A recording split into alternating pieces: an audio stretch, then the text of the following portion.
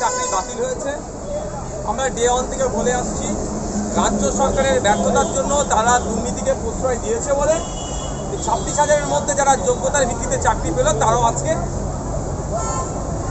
তাদের চাকরি আজকে বাতিল। সেই সময় থেকে এখনো পর্যন্ত আমরা যোগ্য শিক্ষকদের পাশে ছিলাম, আছি, আগামীতেও থাকবো।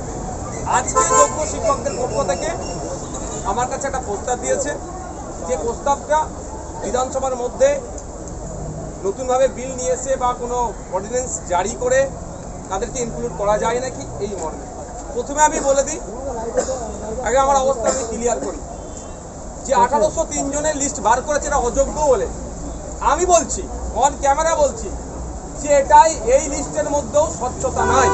অর্থাৎ এত কম দুর্নীতি করেছে বলে আমার বিশ্বাস হয়নি, আরও দুর্নীতি করেছে, সেইগুলোকেও চেপে রেখেছে। হয়তো কোর্টে আবার সুপ্রিম চড় খেয়ে পরে লিস্ট আপডেট করতে পারে বা আপলোড করতে পারে। এটা প্রথম আমার কথা। দ্বিতীয় কথা, আমরা যোগ্য শিক্ষকদের পাশে ছিলাম, আছি, থাকবো। সুতরাং আজকে যে প্রস্তাব দিয়েছে, এই প্রস্তাব সম্পর্কে আমার বেশি কিছু জানা নাই। আমি আমার যারা আইনজীবী আছে তাদের কাছে এটা প্লেস করব, তাদের সাথে কথা বলবো যে এটা কতটা যুক্তিযুক্ত কথা বলেছে। যদি এটা যুক্তিযুক্ত কথা হয়, আমি একজন সংযুক্ত মোর্চার বিধায়ক হিসাবে আমার এন্ড থেকে যতটা করা যায় যোগ্য শিক্ষকদের সাথে অ্যাসেম্বলি হাউসে আমি ততটাই তাদের জন্য করব। তবে আমি আমার কথার মধ্যে ভুলও হতে পারে, আমার জানার মধ্যে ভুলও হতে পারে। সুপ্রিম কোর্ট যখন একটা কোনো বিষয়ে ভার্ডিক্ট দেয়, অর্ডার দেয়, জাজমেন্ট দেয়, তারপরে সেই জাজমেন্টের সামনে রেখে বা এগেনস্টে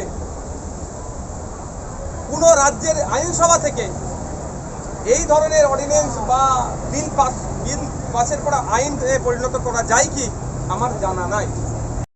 তারপরেও আমি আইনজীবীদের সাথে যোগাযোগ করব, যদি কোনো প্রভিশন থাকে আমি আমার যোগ্য শিক্ষক শিক্ষিকাদের জন্য যেভাবে মাঠে ময়দানে আমি বলে আসছি, আইনসভার মধ্যে, পশ্চিমবাংলার আইনসভার মধ্যে এটা বলে আসছি।